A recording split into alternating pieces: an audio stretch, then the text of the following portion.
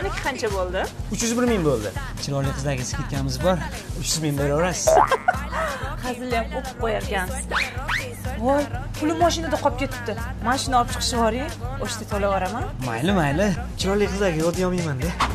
Rahmat. Charchab qolmadingizmi? Yo'q, charchaydigan ish bo'lmadi-yu. Voy, pulim uyda qolib ketibdi. Men shu atrofda turaman. Yuring, uydan berib yuboraman. Mayli, unda keyin tashab ketarsiz. Tashab ketgim kelmayapti-da. Narsalarimni ham olib chiqib borardingiz. Unda uydan kimnidir chaqira qoling, birato'la pulni ham olib keladi. Hech kim yo'q-da. Yolg'iz yashayman. Yolg'izlarga yordam berish kerak. Siz ham rosa ovora qildimi? Yo'q, ovorasi bormi?